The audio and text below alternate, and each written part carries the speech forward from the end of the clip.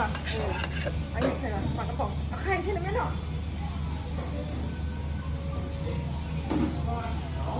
ผัดอะไรให้มันหอมก่อนก็ได้มันจะได้หอม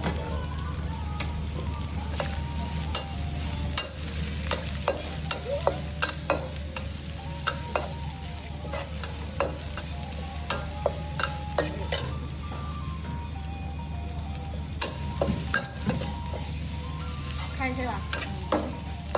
นี่คือกันเนาะนี่คือกันเลยหนึ่งเดี๋ยวรออยู่แบบนี้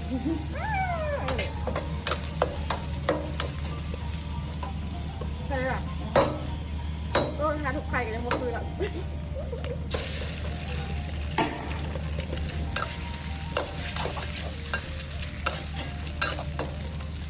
เห็นเขาจะเห็นยังไงไม่ต้องเห็นเลยอันนี้ใช่มั้ง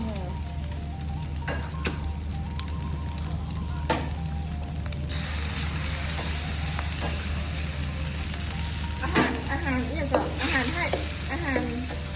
เลือกเบิร์ดบอกเขาห้อง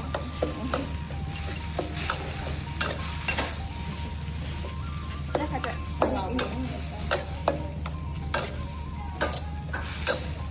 ให้อย่างอื่นเลย4 โมงต้นมันน่าจะบริสุทธิ์จะคุยค่ะมามากกว่าผิดจะน่าจะใส่เก็บมาเก็บไปเรื่อยเก็บอะไรเลยใช่ปะพี่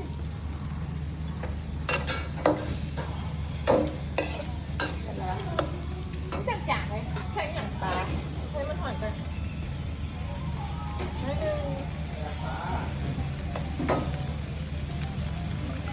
สูตรมัวมาแล้วเลย